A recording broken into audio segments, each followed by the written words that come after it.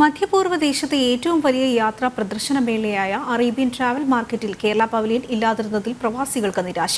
മുഖ്യമന്ത്രി പിണറായി വിജയനും ടൂറിസം മന്ത്രി മുഹമ്മദ് റിയാസും ഇന്തോനേഷ്യൻ സിംഗപ്പൂരും സന്ദർശിക്കുന്നതിനിടെയാണ് മേളയിൽ സ്ഥിരമായി പങ്കെടുക്കുന്ന കേരളത്തിന്റെ അസാന്നിധ്യമെന്നും ശ്രദ്ധേയമായി.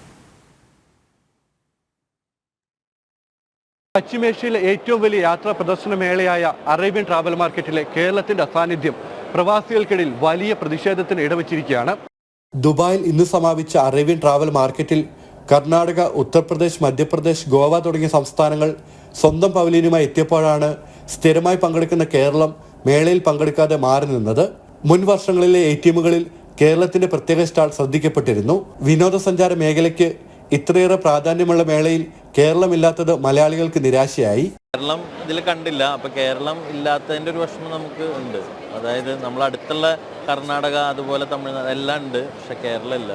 അതത് കാലങ്ങളിലെ മന്ത്രിമാർ ഉൾപ്പെട്ട മുതിർന്ന ഉദ്യോഗസ്ഥരുടെ സംഘം നേരിട്ടെത്തി സംസ്ഥാനത്തിന്റെ വിനോദസഞ്ചാര സാധ്യതകൾ അവതരിപ്പിച്ച് ലോകസഞ്ചാരികളെ കേരളത്തിലേക്ക് ആകർഷിക്കാറുണ്ടായിരുന്നു. അതിസമ്പന്നമായ പ്രകൃതി ഭംഗിയുള്ള കേരളത്തിലേക്ക് സഞ്ചാരികളെ ആകർഷിക്കാൻ സ്വന്തം പവലിയൻ ഇല്ലാതിരുന്നത് ചർച്ചയാകുന്നുണ്ട്. മുഖ്യമന്ത്രി പിണറായി വിജയനും ടൂറിസം മന്ത്രി മുഹമ്മദ് റിയാസും വിദേശ രാജ്യങ്ങൾ സന്ദർശിക്കാൻ സമയം കണ്ടെത്തുമ്പോൾ കേരളത്തിന്റെ കാര്യം മറക്കുന്നു എന്ന അഭിപ്രായം ഉയരുന്നുണ്ട്.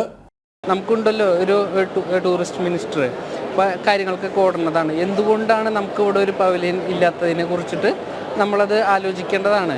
ഇൻക്രെഡിബിൾ ഇന്ത്യ എന്ന പേരിൽ ഇന്ത്യ ടൂറിസത്തിന് കീഴിലാണ് വിവിധ സംസ്ഥാനങ്ങൾ സ്വന്തം ടൂറിസം പദ്ധതികളുമായി മേളയുടെ ഭാഗമായത്. അടുത്ത വർഷത്തെ അറേബ്യൻ ട്രാവൽ മാർക്കറ്റിലെങ്കിലും കേരളം പങ്കെടുക്കണമെന്ന ആവശ്യമാണ് പ്രവാസികൾക്കിടയിൽ നിന്ന് ഉയരുന്നത്. ഷിൻ സെബാസ്റ്റ്യൻ, ജനം, ദുബായ്.